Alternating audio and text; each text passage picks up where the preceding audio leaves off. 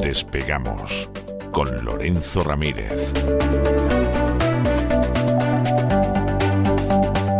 Corremos raudos y veloces hacia nuestro avión, atravesamos el umbral, nos tiramos en plancha sobre los asientos, nos abrochamos los cinturones, despegamos y nos vamos elevando por los aires hasta alcanzar nuestra altura y nuestra velocidad de crucero. A mi lado, Don Lorenzo, ¿qué hace usted con ese muñeco de un moro con una chapca rusa en la cabeza? O sea, ¿pero cómo echando gasolina. ¿Cómo vas a ir tú por el Sáhara con una chapca como esa? Vamos, se te derriten hasta las ideas. Muy buenas noches. ¿Qué nos cuenta usted hoy? Buenas noches, don César. Hombre, al Sáhara no sé si podríamos ir ahora. A lo mejor que si nos cruzamos con algún miembro de las fuerzas y cuerpo de seguridad marroquíes, pues a lo mejor nos mandan para el otro barrio rápidamente, don César. Porque la verdad es que con todas las denuncias que hacemos sobre lo que está ocurriendo allí y lamentablemente sobre lo que va a suceder, es tremendo, ¿no? La verdad es que es tremendo lo que está sucediendo. Había algunos reportajes hoy en prensa española hablando bueno, pues de lo que está sucediendo en el Sáhara y además planteándolo todo como si fuera una especie de crisis geopolítica sin ningún tipo de culpable ni responsable, como si estuviera lloviendo, como si hubiera venido un meteorito o como si se estuviera produciendo una gota fría como la de Valencia. Bueno, tenemos hoy muchos temas. La verdad es que siempre los despegamos, vienen con muchos temas. Quizás en el panorama internacional, sobre todo en el panorama financiero, destacar que después del susto que se llevó Wall Street hace un par de días, parece que vuelve otra vez las aguas a su cauce y que me sirve para explicar un poco algo que el analista español Alberto Iturralde suele incidir mucho en ello. Es un pensamiento que cuando uno pues realmente se lo explican, lo entiende perfectamente y que permanecen fuera del radar, sobre todo, de los grandes medios de comunicación y de los departamentos de análisis fundamentales. O sea, el lunes hubo una información de la agencia Bloomberg donde se nos decía que los grandes directivos de Wall Street esperaban que hubiera una caída bursátil, que había una burbuja, esta burbuja en la que llevamos tanto tiempo hablando, sobre todo ligada a la inteligencia artificial, y que como había una burbuja, evidentemente las acciones estaban sobrevaloradas y que tendría que producirse un ajuste sí o sí, ajuste que se produjo al día siguiente. Bueno, estos inversores lo que hicieron fue al mismo tiempo que le decían esto a la agencia Bloomberg vender sus acciones y luego 2 días después las compraron muchísimo más baratas. Es así como funciona el asunto. Es muy inteligente eso. Claro, es así como funciona el asunto. ¿Con ayuda de la administración norteamericana? Bueno, desde que está Trump, ayuda a todo este proceso cada vez que puede. En esta ocasión, no. En esta ocasión hay que decir que la Casa Blanca no publicó ningún tuit, que en Truth Social, la red de Donald Trump, tampoco hizo referencia a ello. ¿Por qué estoy comentando esto? Porque vamos a ver, aunque el problema estructural existe y todo el mundo sabe que existe, luego hay momentos en los que se toca el botón o se toca la corneta para producir determinadas salidas de compañías, de acciones que están muy sobrevaloradas, para los que saben que esas acciones van a seguir subiendo en el futuro, comprar más barato. Y unas de ellas son las tecnológicas, especialmente estábamos hablando de OpenAI. Ayer Wall Street cierra en positivo, se disipa ese fantasma de las caídas de la sesión previa por este proceso que estoy contando. Esto, insisto, si alguien quiere profundizar, Alberto Iturralde lo explica muy bien, los bancos de inversión compran barato lo que el día anterior vendieron caro al poner el foco en una burbuja bursátil que ellos mismos han creado y que van a seguir alimentando. Porque si no, no comprarían. Y si no se fuera a alimentar la burbuja, no comprarían. Cuando uno compra es porque otro está vendiendo.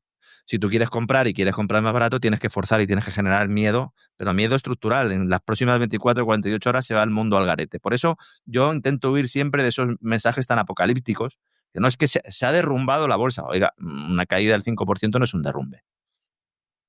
No. Una caída del 13%, No. como experimentó Telefónica, sí. Bien. ¿Cuál es la apuesta que yo considero que es la más factible en estos momentos? A ver, aquí el hito es la salida a bolsa de OpenAI, la gran empresa tecnológica, la gran empresa de inteligencia artificial de Sam Altman. Se publicó precisamente también hace un par de días que OpenAI va a salir a bolsa. La empresa niega que esté preparando esta operación, pero todo el mundo sabe que se va a producir. Se está hablando, los trabajos previos indican que se podría valorar esta empresa en hasta $1 billón. No está mal, ¿eh? Esta es una empresa que no gana dinero, ¿eh? Puede ser la mayor salida a bolsa de la historia y es una empresa que no está ganando dinero, que nos dicen que lo va a ganar en el futuro. De momento el dinero lo reciben de los que confían en que vaya a ganar ese dinero en el futuro, entre los cuales está el propio gobierno de Estados Unidos. Entonces la idea es salir a bolsa captando en el mercado unos 60.000 millones, lo que sería la mayor salida a bolsa de la historia. Es verdad que las conversaciones están en fase inicial, que no sabemos cuándo se va a producir esa salida a bolsa, pero los que están alimentando toda esta burbuja de la inteligencia artificial no van a tocar la corneta y no van a pinchar la burbuja antes de que salga OpenAI a bolsa. ¿Podría suceder que se produjera un pánico, una crisis financiera, sobre todo ligada, ¿no?, a todo el tema de los préstamos corporativos que hemos nosotros incidido aquí, o porque un mal timing de la propia Reserva Federal pudiera hacer que saltara la chispa y que se produjera la crisis antes? Evidentemente sí. No tenemos bola de cristal. Y el único que tiene bola de cristal es Peter Thiel. Y además la usa para el mal. Entonces, hay mucha gente presionando a OpenAI, todos los grandes actores, para que salgan a bolsa. Y muchos de ellos están metiendo pasta esperando pegar el pelotazo cuando salga a bolsa. Otro elemento que nos hace indicar que esto se va a producir es que esta empresa no tenía ánimo de lucro, pero ahora sí. Esto también es muy bonito. Porque la idea era, no, yo he venido aquí a democratizar la inteligencia artificial. Claro, sí. Claro. Que Sí. Sam Altman fue al Congreso allí en Estados Unidos y le dijeron, ¿está usted contento con su creación? Dice, sí, hombre, tiene un riesgo y es que seguramente sea la principal amenaza para la democracia. Pero bueno, si lo utilizamos bien, porque nosotros somos los buenos, esto va a ir estupendamente. Microsoft, al convertir la empresa con ánimo de lucro, Microsoft es uno de sus mayores accionistas, pasa a tener el 27% del capital. Entonces, con una valoración de $1 billón en la posible oferta de salida a bolsa, en la OPV, el valor de la participación de Microsoft rondaría los 270.000 millones. O sea, pelotazo histórico. En el cual también participan, insisto, la Casa Blanca, porque OpenAI es el socio de referencia de Stargate, un proyecto de inteligencia artificial presentado por Trump, en el cual están Larry Ellison de Oracle, del cual hemos hablado largo y tendido en editoriales, en noticias y en grandes reseteos y en Despegamos. Y el tercero en discordia es el banco japonés SoftBank, que es el que acaba de meter $22.500 millones en OpenAI. ¿Estallará la burbuja antes de que se realice esta operación? Lo dudo mucho. Lo dudo mucho. Y conmigo otros que saben un poco cómo funcionan todo este tema del mercado. Mercado entre comillas, claro.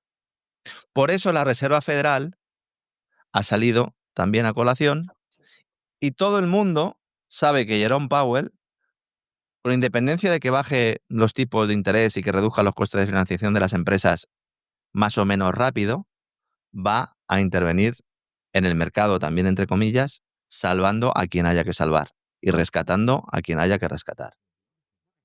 Ahora mismo, los bancos de Estados Unidos tienen un problema de liquidez. Que esto es un mensaje que va en contra de todo lo que nos están contando. Un problema de liquidez muy parecido al que se produjo en el último trimestre del año 2019, justo antes de la pandemia. Por eso, estos indicadores, la verdad es que le dejan a uno mal cuerpo. El coste de financiación en operaciones de liquidez a corto plazo es muy alto. Es el más alto fuera de un ciclo de subida de tipo desde el año 2020.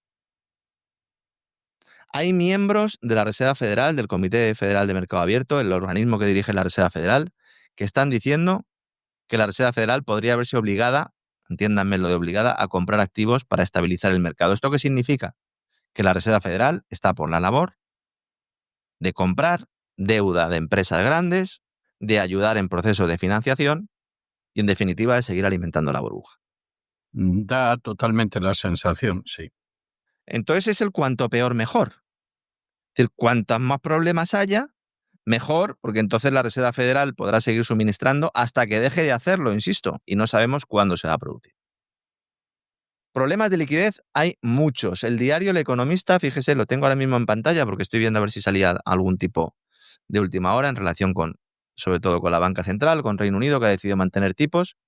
ya nos está apuntando también a la crisis de la banca en la sombra que está sin control en Estados Unidos, algo que comentamos aquí hace unos cuantos días. La banca en la sombra, la que da préstamos corporativos, que se extiende esta crisis por Europa. Cuidado con esta burbuja que también pues, puede generar movimientos telúricos. En Argentina, Milei también ha anunciado que va a apoyar a la banca del país. En este caso yo creo que la razón es evidente, es decir, la banca argentina necesita que le den su parte del pastel. Claro, oiga, nosotros no hemos visto todavía aquí un peso. Entonces el Banco Central de Argentina lo que le ha dicho a los bancos es: tranquilos, podéis tener menos reservas, tenéis que dar crédito. ¿A quién? No, pues a nuestros amigos que van a venir aquí a realizar una serie de inversiones para luego llevarse nuestros recursos. Milei ha anunciado que no va a dejar flotar al peso de forma libre, es decir, no hay liberalización monetaria. Lo ha anunciado, ha dicho: miren, no me pregunten más. Al menos hasta las elecciones de finales del 2027 vamos a seguir interviniendo el peso, con la ayuda del Tesoro de Estados Unidos. Esto no es que sea un matiz respecto a lo que prometió cuando llegó a la Casa Rosada. Esto está en las antípodas de lo que él dijo. Va a mantener el peso de forma artificial. ¿Cómo consigues eso? Con dólares. ¿Quién te da los dólares? Jerome Powell, el Tesoro de Estados Unidos. Entonces, hasta las elecciones de finales del año 2027, el peso en Argentina va a seguir intervenido. Es decir, no hay liberalización monetaria. Esto lo contaba esta mañana en exclusiva, además, el diario Financial Times, porque ha entrevistado a Milei y le ha dicho que mantendrá el peso dentro de bandas progresivamente más amplias frente al dólar estadounidense, pero que seguirá controlado. Claro que no hay liberalización, porque el dinero del Tesoro de Estados Unidos sirve para mantener sobrevalorada la moneda argentina. Esa es su función, de forma completamente antimercado. Al mismo tiempo, los yacimientos petroleros se preparan para exportar gas de forma masiva a partir del año 2030, en Argentina. No solo petróleo, también gas. Horacio Daniel Marín, presidente y consejero delegado de YPF, este es el que puso Milei en la empresa, que es un ingeniero químico. Este jugaba al tenis, don César. Este era un tenista profesional. Está bien, eso quiere decir que se puede remontar cosas de este tipo, ¿no? O sea, no... Bueno, él lo que ha dicho es que su gestión en YPF es su Wimbledon personal. Yo no sé si por lo de jugar en hierba, a lo mejor. Bien, sí, no sé. De blanco tampoco creo que vaya. No, yo tampoco. Entonces ha hecho una entrevista, ¿no? Ha concedido una entrevista, además precisamente al diario El Economista español, diciendo que en 2030 Argentina exportará gas al mundo. ¿Argentina lo va a exportar? ¿Van a ser empresas argentinas? Dice, sí, hombre, YPF es Argentina. Y ya, pero ¿YPF con quién está firmando acuerdos en estos momentos? Pues fundamentalmente con 4 empresas de 4 países. Estados Unidos, Chevron, ya lo sabíamos. Reino Unido / Holanda, pero sobre todo Reino Unido, que es donde tiene la sede de la empresa. Shell, los de la concha.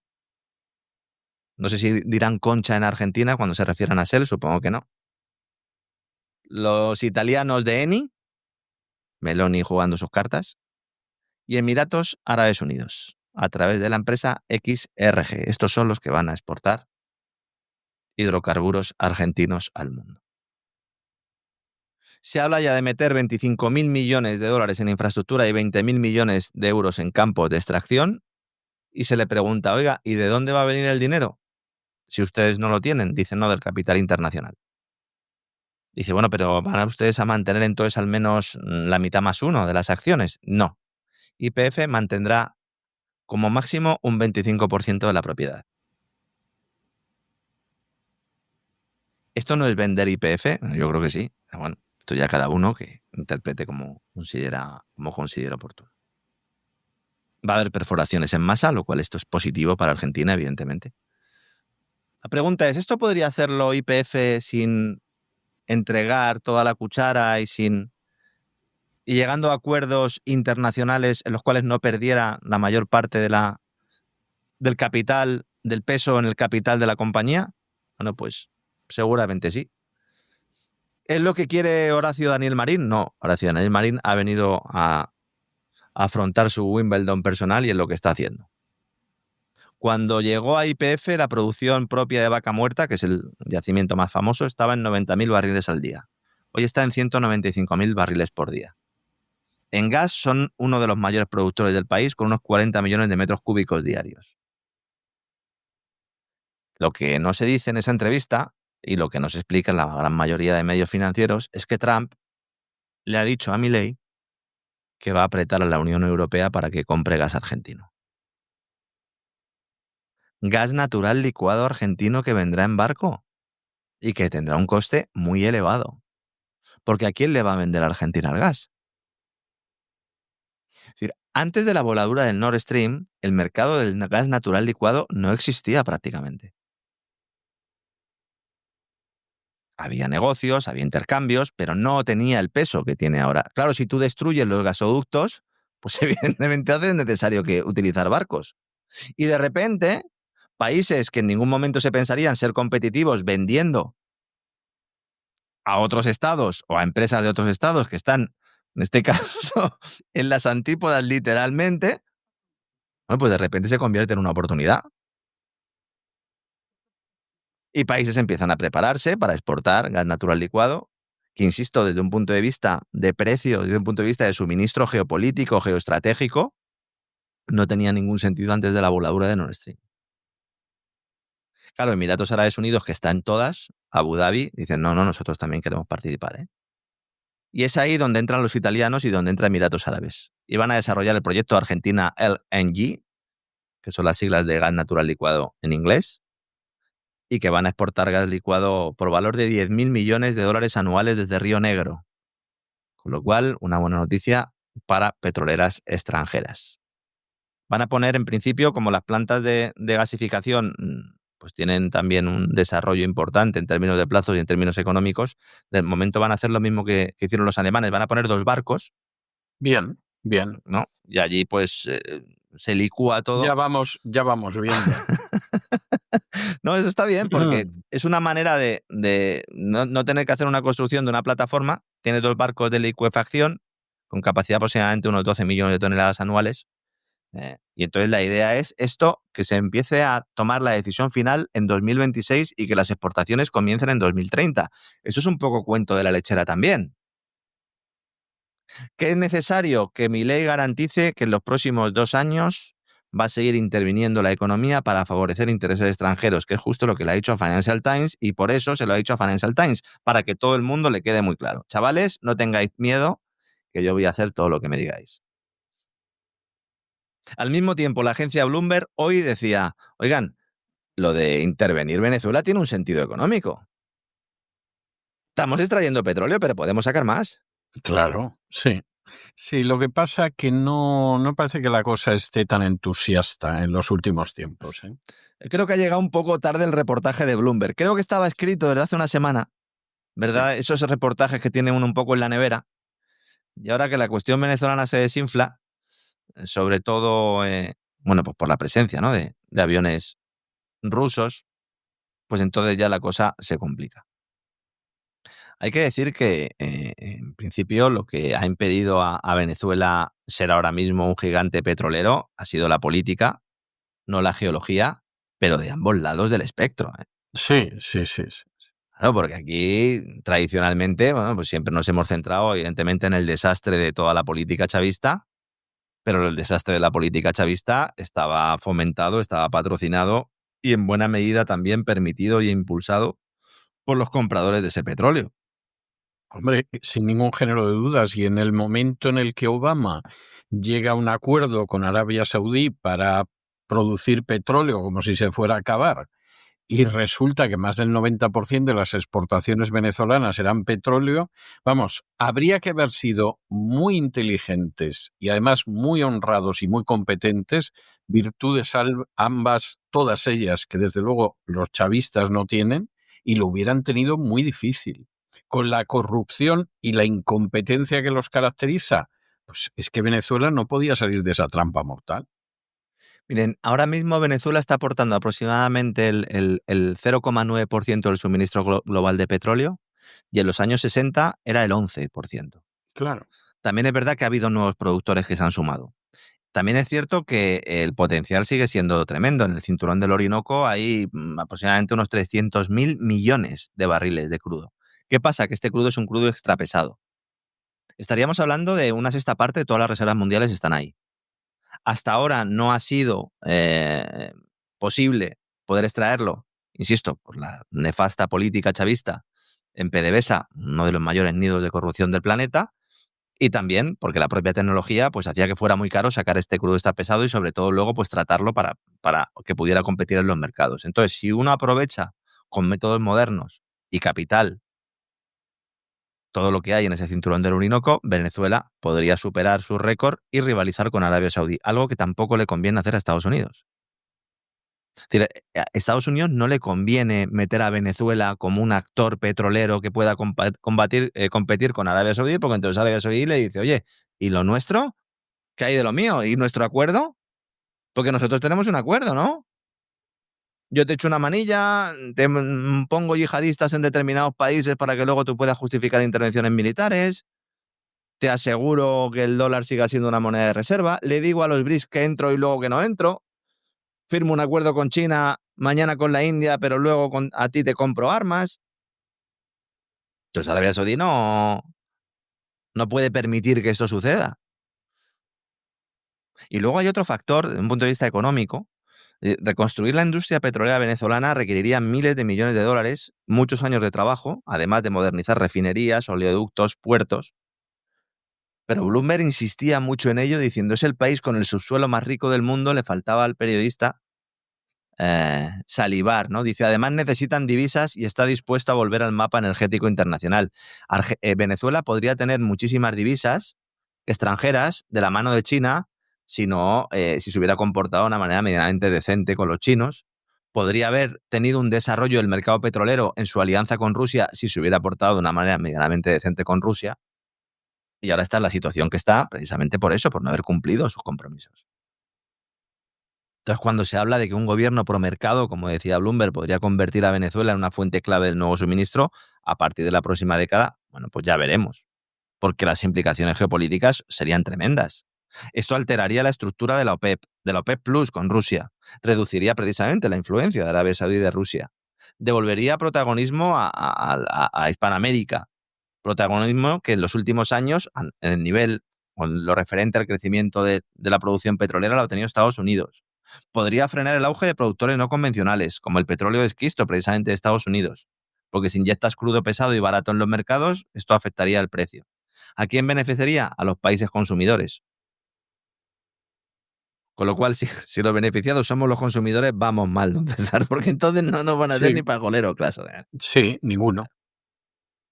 Alguno dice, oiga, y para la transición energética, o sea, que la transición energética es un camelo. Todavía no se han enterado. Pero totalmente. Que es un camelo no, esto. hay mucha gente que no se ha enterado, ¿eh? O sea, ha tenido ya que salir Bill Gates ya a decir, oye, que esto es un camelo.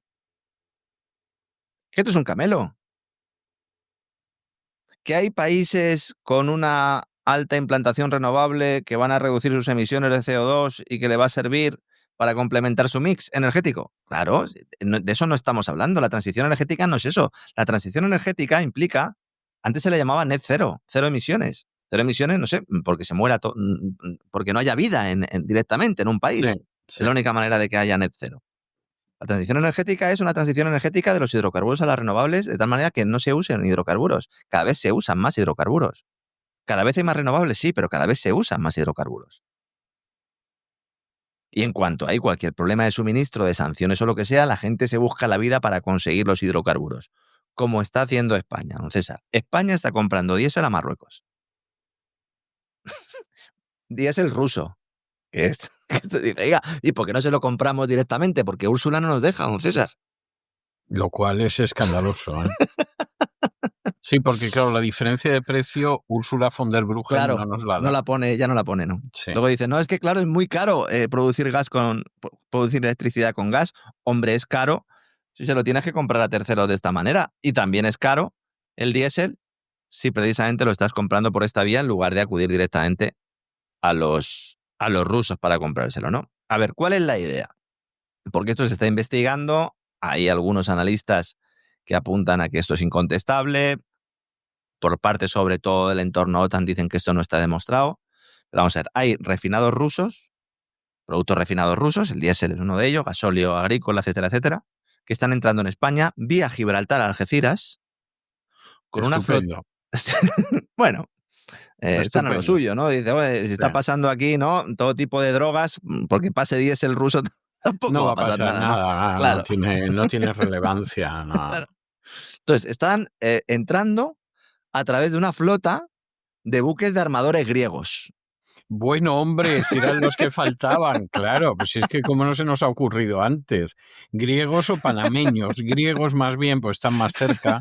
Hay muchos rusos que van de vacaciones a Grecia, les gusta mucho, son ortodoxos, el clima es mediterráneo, la comida ni de lejos es tan buena como en España, pero vamos, es bastante potable también. O sea, muchísimos rusos van a Grecia y a Turquía. O sea, es que, a ver, cuando empiezan las sanciones y además vuelan Nord Stream y por lo tanto Rusia tiene que sacar buena parte de su gas en forma licuado, pues entonces empieza a comprar buques donde podía, algunos directamente a los astilleros. Hay muchos buques esto es lo que se denomina la flota fantasma rusa, ¿no? La Shadow Fleet. Entonces empiezan o la flota en la sombra, empiezan a comprar. Cuando ya no hay más buques nuevos, empiezan a comprar de segunda mano y entonces salen los armadores griegos y dicen, oye, nosotros esto, pues mira, no lo estamos usando demasiado, y esperando dar el pelotazo, armadores griegos, pues fundamentalmente vendieron o alquilaron buques a Rusia, ¿no? De ahí que también estén los griegos metidos en el fregado. Esto lo explica muy bien en España Rafael Muñoz Abad, es un analista español que lleva días indicando precisamente sobre esta presencia de buques de la denominada flota fantasma rusa en toda esta zona que estoy comentando. ¿Qué pasa? Pues que estos buques además se ven reforzados su presencia por la continua actividad de otros buques procedentes de Rusia con refinados para Tánger. Bien. Entonces, van para Tánger, pero bueno, por el camino, mira, aquí te dejo esto, van a estar Algeciras y aquí es lo que hay, ¿no? Entonces, si uno sigue el tráfico, hay algunas webs que se dedican a ello, Rafael Muñoz, insisto, tanto en sus redes sociales y en determinados medios de comunicación habla de ellos, va conectando cosas. Esto, además, conlleva un riesgo adicional y es que al obligar a los rusos a operar prácticamente en la sombra, si hay algún tipo de accidente en la zona, pues habría que ver estos buques, a ver quién los ha asegurado, en qué condiciones y quién se hace responsable de los vertidos. Porque claro, tú lo que estás haciendo es generar inseguridad jurídica de forma Sí, sistemática. no cabe duda, no cabe la menor duda. Si me dijeran, no, la culpa es de los rusos que van a traernos, hombre, pero nosotros se lo estamos comprando. No, es que nosotros se lo compramos a Marruecos. Ya, hombre, pero si es que Marruecos no tiene refinerías. Es decir, en Marruecos no hay refinerías. Entonces, si yo estoy comprando hidrocarburos refinados a Marruecos es porque se lo está dando otro. Claro. Y si resulta que estoy viendo cómo vienen los buques rusos, pues tampoco hace falta ser muy listo para ello, ¿no?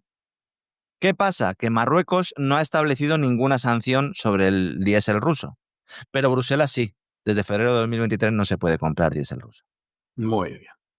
Entonces, ¿qué hace Marruecos? Dicen, bueno, perfecto, nosotros se lo compramos a los rusos y luego lo revendemos. Entonces, en lo que va de año, de 2025, en los puertos marroquíes han atracado multitud de barcos disparando la llegada de diésel, que luego es revendido por el régimen de Mohamed. ¿Tiene lógica económica que un país que no cuenta con capacidad de refino, que no tiene plantas operativas desde el año 2016, compre para reexportar en un momento en el que el coste estaría por encima de los precios del mercado internacional? No tendría ningún sentido, no hay ninguna lógica económica. Por lo tanto, esto nos hace pensar que tiene que haber alguna ventaja competitiva en el producto, y ahí es donde está la posibilidad de que este diésel ruso, que llega a un menor coste, se introduce en los sistemas de almacenaje marroquíes, se mezcla y se reexporta a España con certificación del país norteafricano. Ese es el truco. Lo mezclan con el suyo. Desde luego los marroquíes, hay que reconocerlo, a mí me parece una desgracia para España, pero son más listos que el hambre. O sea, esa es la realidad. Y desgraciadamente en España están a verlas venir. O sea, esto es muy triste, ¿eh? Es muy triste tener que decirlo, pero yo es que creo que no tiene discusión alguna. En otoño del año pasado, hace menos de un año, en la Oficina Nacional de Investigación contra el Fraude, la europea, y las autoridades de competencia abrieron una investigación. Dijeron, no, hay que abrir una investigación por lo que denominaron la mafia del diésel en España. Entonces salió bastantes medios de comunicación diciendo que se movían miles de millones de euros y tal.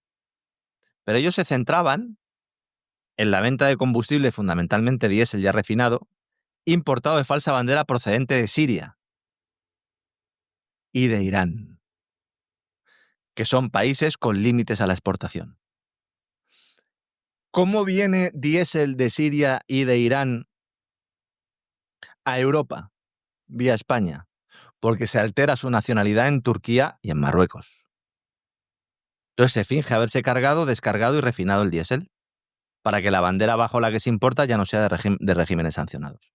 Entonces no solo está entrando diésel ruso, está entrando petróleo, diésel, gas, no sabemos qué cantidad de Siria, de Rusia y de Irán.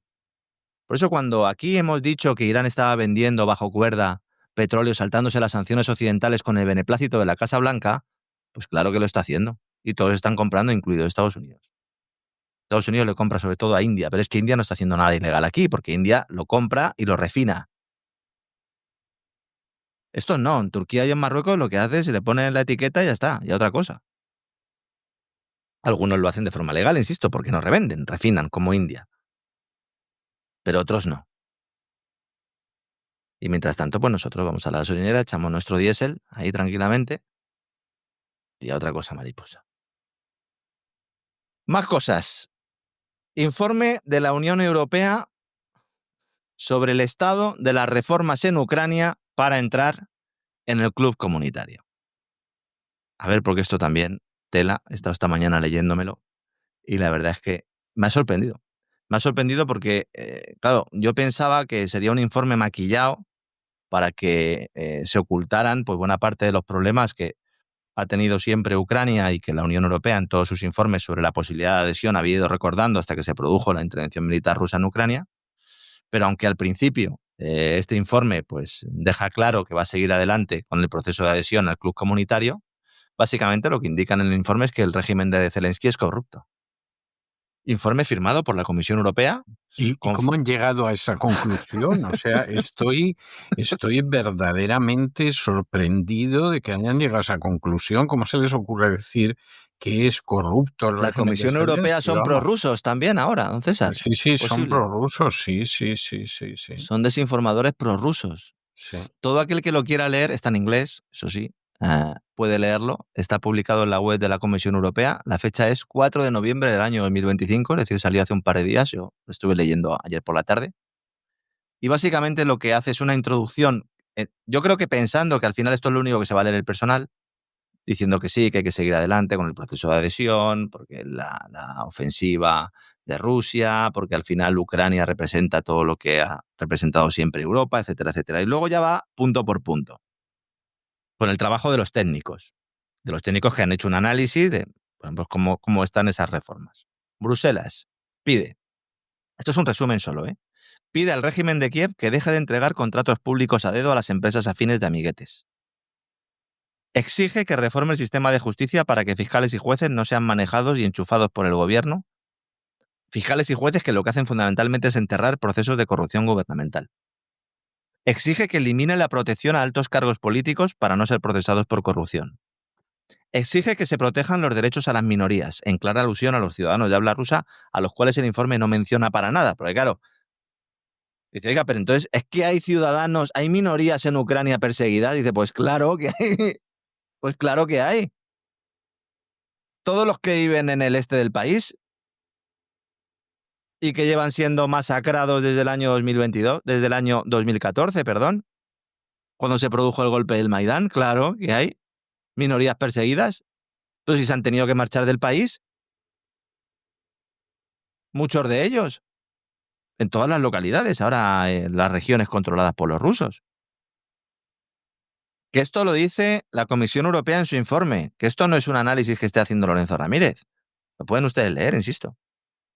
Un informe en el que además se confirma la existencia de torturas en las cárceles por parte de los oficiales ucranianos, donde se constata la persecución a periodistas que fiscalizan las acciones del régimen de Kiev, a los cuales se intimida y acosa de forma selectiva, según deja meridianamente claro este informe, que también habla de que el atentado contra los derechos humanos que supone el sistema y el modelo de reclutación forzosa que ha impuesto el gobierno de Zelensky. También critica que no se convoquen elecciones, aunque le salva la plana con el tema de la guerra. Y luego dice, y por todas estas razones debe mejorar Ucrania, pero vamos a seguir adelante con el proceso de adhesión al club comunitario. Es impresentable. Da igual cómo lo vendas. Y lo que es más impresentable es que seguramente el 90% de los oyentes de nuestro programa acaban de ser conscientes de que este informe existe. Porque no ha salido en ningún lado. En ningún sitio ha salido. Tápense un poquito, por favor.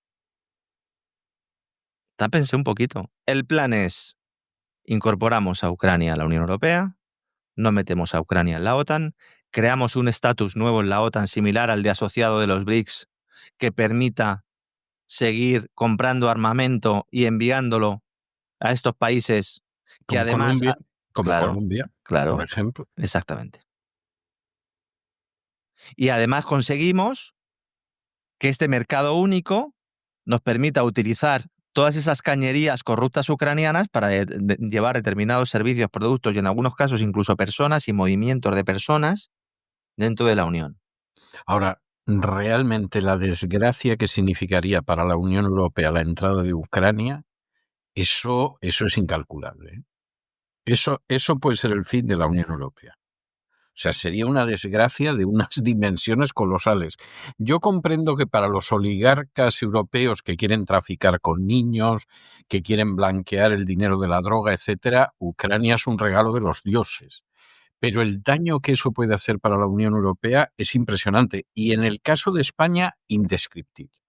Claro, Indescriptible. los países que dentro de esta estructura de la Unión Europea pues reciben fondos, del fondos de cohesión, fondos Next Gen, de la propia política agrícola común, pues todo esto de repente hay que repartirlo con un país que en muchos elementos está muy atrasado y que además, por ejemplo, en materia agrícola, con toda la superficie agrícola que tiene Ucrania, no, pues de repente tendría que recibir un montón de millones de euros de la PAC. Hay informes de Bruselas encargados por la propia Ursula von der Leyen cuando dijo la Comisión, oye, hacerme un cálculo de más o menos qué impacto tendría esto en los fondos de cohesión. Y claro, es que solo España perdería 4.000 millones de euros de los fondos de cohesión, pero es que el agujero en las cuentas comunitarias superaría los 100.000 millones de euros. Esto es un estudio realizado por la consultora alemana Bruegel. Más de 100.000 millones de euros que pasarían a manos ucranianas y que dejarían de recibir los europeos. Dice, no, pero no, vamos a seguir recibiendo todos porque vamos a emitir eurobonos. Dice, oiga, ¿quién va a comprar los eurobonos? Ah, pues esto los bancos. Esto ya lo decía Mario Draghi, el amigo Draghi. Dice, se están endeudando ustedes demasiado. Tienen que ser más competitivos. Dice, ¿y qué hacemos? Vamos a ayudar a las empresas emitiendo nueva deuda. Dice, oiga, pare un poco el carro. Dice, pero ¿no está diciendo usted que tenemos mucha deuda? Dice, sí, pero el problema no es que tengamos mucha deuda, es que la hemos utilizado mal. Los especialistas de Bruegel, think tank, que es un think tank de referencia en Bruselas, estos no son nada sospechosos de tener ningún tipo de filia hacia los rusos o hacia los chinos, dicen, han cogido el presupuesto europeo que finaliza en el año 2027, que tiene 5 patas financieras sobre todo, la política de cohesión, estaríamos hablando del Fondo Europeo de Desarrollo Regional, FEDER, que de esto trinca España como si no hubiera un mañana. Solo hace falta ver los carteles que de vez en cuando nos encuentran en la carretera.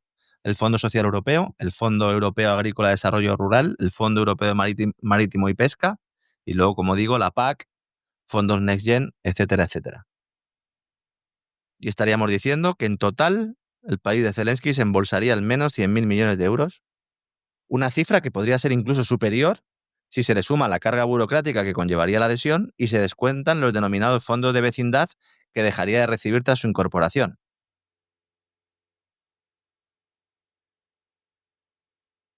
Con la tarta actual... Es para echarse a temblar, ¿eh? Sí. Claro, Italia sale mal parada también. Es el segundo país más afectado, con España. Claro. Francia también. Portugal también. Y Hungría. Hombre, Hungría ya sabemos que cuanto peor le vaya, pues más contentos estarán los señores de Bruselas. Estos son los grandes perdedores. Por eso Francia, ahora con la situación fiscal que tiene, pues en muchas de las medidas está dando un poco marcha atrás. Alemania o Grecia se mantendrían como están, pero los grandes perdedores serían estos, ¿no? He hablado de Mario Draghi, además lo he citado voluntariamente porque ha estado en un evento con dos españoles, con Francisco Reynés, el presidente de Naturgy, y con Alberto Nadal, el que fue secretario de Estado con Cristóbal Montoro. Ahora vamos a hablar un poquito de Alberto Nadal, porque que nos presenten a este hombre como la alternativa me parece un insulto absoluto a la inteligencia.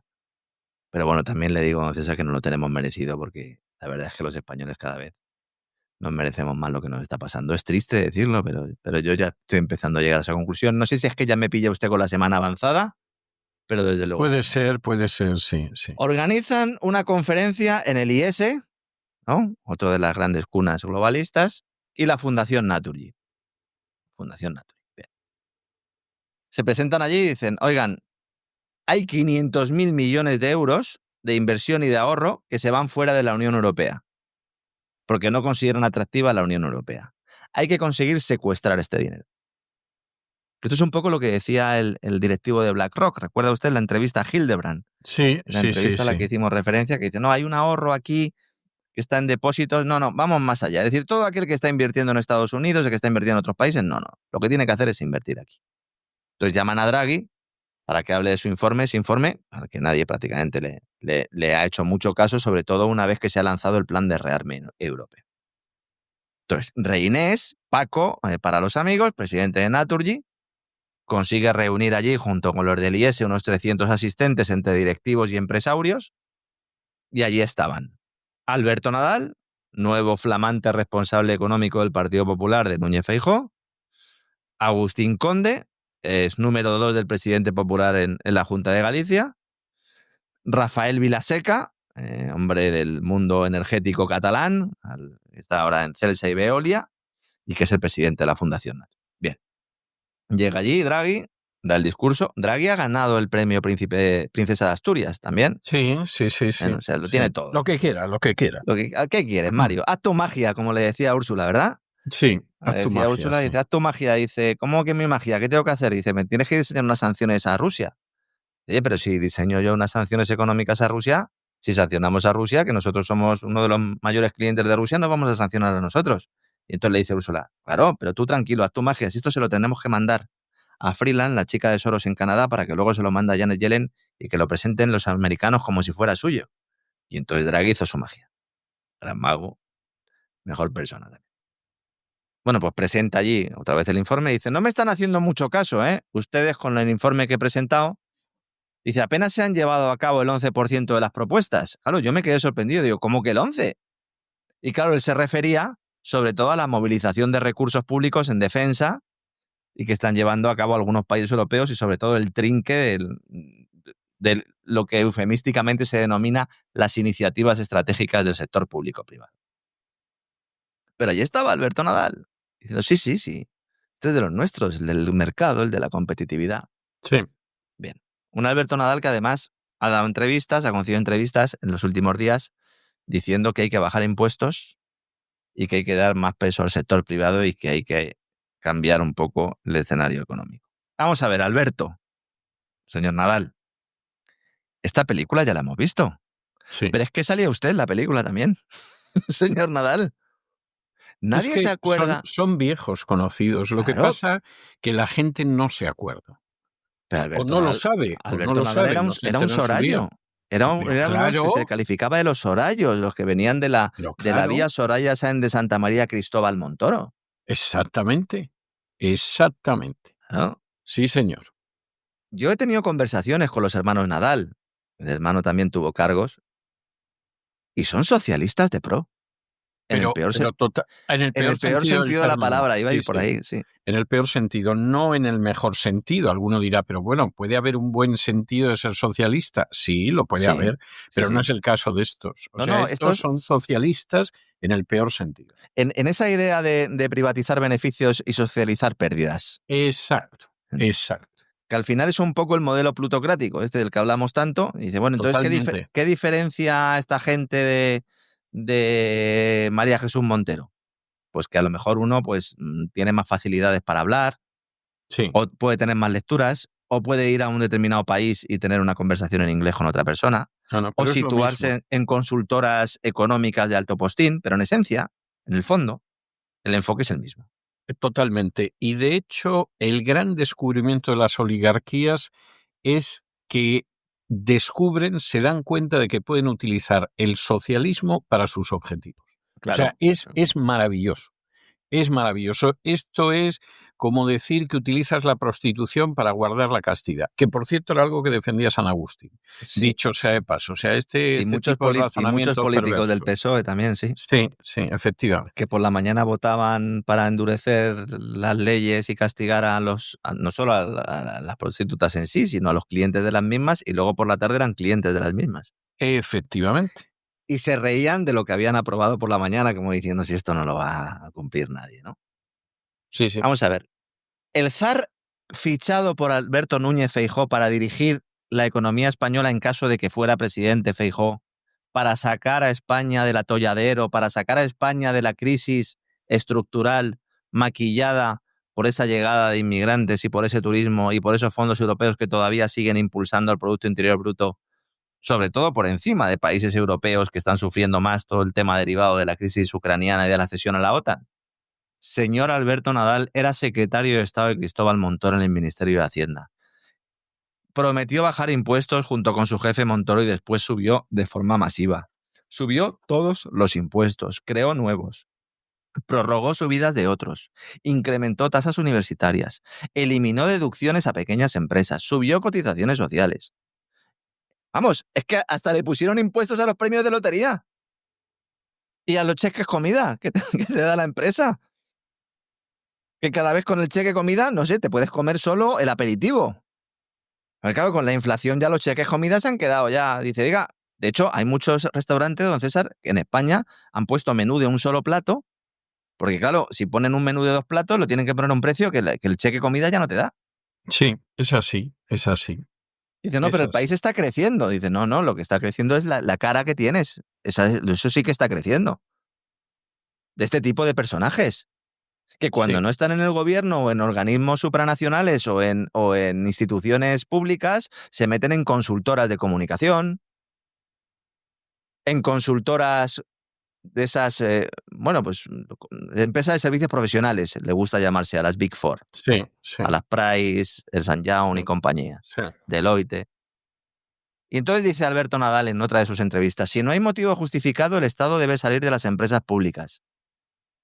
Pero vamos a ver, señor Nadal, si usted es un burócrata que siempre ha huido como de la peste del trabajo en el sector privado y que ha ido mendigando puestos en organismos públicos, y además un tipo con una evidente filia a intereses anglosajones. Este señor se fue como consejero económico y comercial de la Embajada de España en Washington justo después de los atentados del 11M, con el gobierno de Zapatero. Luego pasó a la patronal COE. Después a la Secretaría de Estado de Energía, ya con Rajoy en la Moncloa, que precisamente él fue uno de los que lanzó la expansión desproporcionada de energías renovables, que luego tuvieron que dar marcha atrás y que ahora los tribunales están tumbando y están exigiendo cantidades millonarias, como usted ha contado en más de una ocasión en el programa. Estos fueron los que sentaron las bases para lo que vendría después. Y luego lo nombran secretario de Estado de Presupuestos en el Ministerio de Hacienda en el segundo gobierno de Rajoy, y es uno de los pocos cargos cercanos a Montoro que de momento no ha sido salpicado por los casos de corrupción que investiga la justicia en relación con el exministro, que son varios, que no solo afectan a equipo económico. ¿Por qué todos o un gran grupo de sus compañeros en el ministerio están procesados y él no? Este señor pidió ir al Fondo Monetario Internacional, al Banco Mundial y a otras instituciones globalistas cuando Sánchez llegó a la presidencia del gobierno. ¿Y sabe usted dónde fue a trabajar? Al Banco Interamericano de Desarrollo con sede en Washington. Mira tú qué casualidad, ¿eh? Mira qué casualidad. Yo conozco una persona que ha estado muchos años trabajando allí y que siempre que le veo me dice lo mismo. Me dice, no sabes, Lorenzo, el chiringuito que era el Banco Interamericano de Desarrollo y la herramienta de política y de injerencia exterior utilizando la deuda, porque siempre hablamos del Fondo Monetario y del Banco Mundial. Claro. Claro. Chiringuito globalista que promueve agendas supranacionales empleando la excusa de la ayuda internacional. Pero es que además su mujer, Eva Valle, fue nombrada en el año 2020 directora ejecutiva del Banco Mundial. Cargo que dejó, para que vean ustedes lo transversal, para volver a Madrid a hacerse cargo de la Dirección General de Relaciones Internacionales del Banco de España, bajo las órdenes de José Luis Escrivá. José Luis Escrivá, que se puede presentar de ministro con cualquier partido político. Este es otro de los transversales, hombre de la banca, hombre de BBVA. El escogido por Europa para gestionar la auditoría a las cuentas españolas porque no se creían las cuentas de Montoro, José Luis Escrivá, acaba teniendo como delfín o delfina, que diría alguno, ¿verdad?, a la mujer del que era secretario de Estado de Presupuestos de aquel gobierno. No me diga que no es maravilloso. Es maravilloso. Es maravilloso. Sí. Claro, nombran a su marido nuevo zar económico del PP y entonces ella vuelve a la Dirección General del Tesoro, que es una mujer esta que también ha hecho carrera en el mundo bancario. Estos son los renovadores, señores. Estos son los defensores de la limpieza institucional. Los adalides del libre mercado. Los que van a ayudar a las familias a salir adelante. Dice Alberto Nadal que hay que volver a recuperar la clase media. La clase media que os cargasteis vosotros. Exactamente. Alberto. Sí, hombre, puede hablar perfectamente de recuperarla porque efectivamente la destrozaron. Siempre hacen comparaciones desde que llegó Sánchez, No. Desde que llegó Sánchez, no. Desde que llegó Sánchez. Se tira un poquito más para atrás. Es que ya nadie se acuerda de Mariano Rajoy. Estos eran la parte del gobierno de Rajoy que cuando Rajoy ya se va al bar, literalmente, porque ya dice, miren, ya no quiero saber nada de esta gente, me voy a leer el Marca, ya no quiero saber nada de esta gente. Se quedaron allí intentando ver qué trincaban. Todos dependientes de Soraya Sáenz de Santa María que ponía el bolso en el escaño de Mariano Rajoy. Sí. Una Soraya Sáenz de Santa María que además intervenía en empresas públicas de forma recurrente, que llamaba a medios de comunicación a través de su jefa de gabinete para amenazar a periodistas, entre los cuales me encuentro yo personalmente, porque estábamos contando lo que estaba pasando allí. Bueno, presionando a los jefes para que lo echaran. Sí.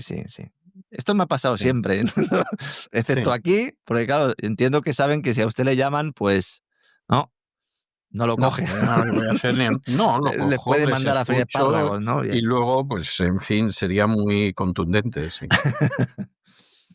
En este escenario estamos, señores, que no le vendan la moto.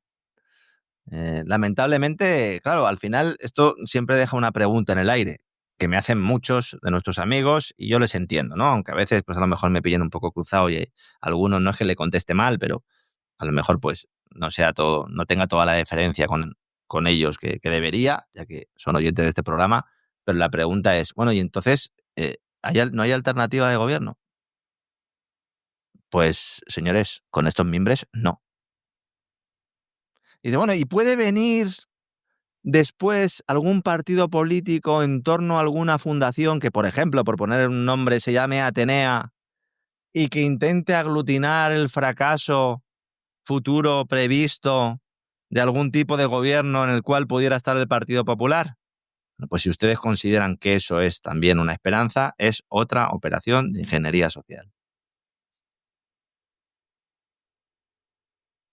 Si no destapamos a todos estos que se intentan hacer pasar por lo que no es, aprovechando una cierta desesperación del pueblo que ya no sabe a dónde mirar ni a quién votar, estaremos haciéndole un flaco favor a una reforma o a una renovación del sistema.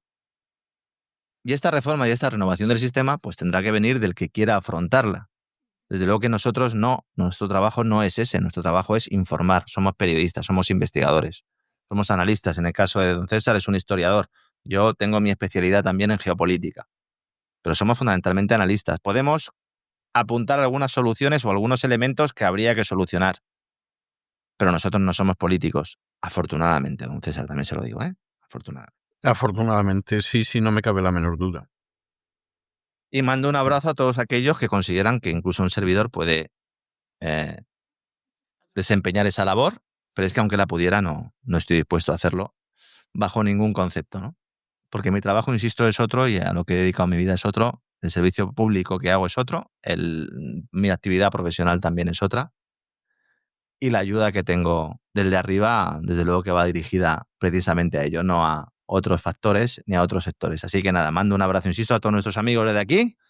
Bueno, programa intenso, César. Yo no sé cómo Pero ya llego lo con creo. voz al final, ¿eh? Ya lo creo. Bueno, yo hay días, como sabe usted que me quedo más rato, Sí. hay días que, vamos, ni de broma, ¿eh? O sea, yo de pronto veo al final que me voy quedando sin voz porque ya no puede ser y entonces, no sé, intento tomar algo caliente o algo así para aguantar la voz hasta el final. Hay días que la aguanto y hay otros días que, vamos, ya llego con un hilo de voz a despedir a la gente al final, ¿eh? Usted también O sea, tiene más oficio y a la hora de modular y todo eso, pues evidentemente sí. la Y he profesionalidad ahí se nota. tenido algún día de gloria. Por ejemplo, un programa en Jaén con el aire lleno de polen de olivo, Uh-huh. mis bronquios totalmente obstruidos y yo teniendo que hablar encima en público porque era una salida del programa de radio y Uh-huh. bueno, teniendo que calcular cada sorbito de aire Sí. para no quedarme en ese momento, Para saber usted no hasta solo dónde sin llega, aire ni desmayarme, como un exactamente. ciclista que dice, Sí, bueno, sí. aquí tengo que apretar, aquí tengo que parar. Exactamente es así. Sí, Bueno, seguramente la gente que estaba no se dio cuenta, pero yo creo Ujú. que ese ha sido uno de los días gloriosos de mi carrera cinematográfica. Radiofónica, cinematográfica tenía que haber sido. Tenía que haber sido. Usted escribir obras ha escrito, pero cinematográfico no ha actuado nunca, ¿no? Usted en ninguna película. No. ¿En teatro sí o tampoco? No, Luis Herrero me ofreció a cambio de un soborno meterme de figurante en una película de José Luis García. Y además, no es que lo diga yo, me lo dijo él, dice, bueno, si me das un cohecho, yo hablo con José Luis Ya. García, y te mete en su última película. Hacer un cameo. Sí, de eso que apareces ahí. Ujú. Él aparecía, por ejemplo, en el palco de un teatro en el siglo XIX, ¿no? Y entonces le dije, mira, Luis, o sea, no tengo ningún interés en salir en el cine. Pero Y menos aparte de pagando, eso, ¿no? Menos menos pagando, o sea, además pagando, o sea, ni lo sueñes. Y él no sé si... Él en realidad se presentaba, que a mí me dejó bastante sorprendido, se presentaba como el detentador de los sobornos. Es decir, yo tengo influencia con García, entonces si os hace ilusión que os saquen la película, a ver qué cohecho me dais, porque recuerdo que la palabra que utilizó fue cohecho. Lo diría de forma cariñosa, seguramente. Yo os meto, no parecía, ¿no? Parecía más bien negociante que cariñoso. Y entonces yo os meto en la película. Claro, yo me quedé, lo que yo pensé es, y esto García lo sabe. O sea, y decidí que Eso es un poco que lo no que hacían los amiguetes de Milei, ¿no? Cuando Sí. decían, oye, mira, págame y te dejo que te reúnas aquí con el jefe, ¿no? Sí, yo ni quise preguntárselo a García, se lo podía haber preguntado y tal, pero vamos, no quise saberlo. O sea, no quise saber qué relación podía tener o no tener García con el negociete de cohechos, insisto, fue la palabra utilizada por Luis Herrero, que te sacaban en la película, ¿no? De estas cosas, y dices, desde luego, con estos panoramas me explico yo muchas cosas. O sea que no, en cine no he salido. O sea, esto ya se lo digo yo. Sí. Ahora, eso sí, estoy diseñando una ceremonia de boda que hay momentos que me creo que soy César Veremil. Eso también se lo digo. Pero bueno, esa es otra cosa. En fin, don Lorenzo, un abrazo muy fuerte. Un abrazo, don César. Y nos encontramos mañana. Hasta mañana, don César. Hasta mañana.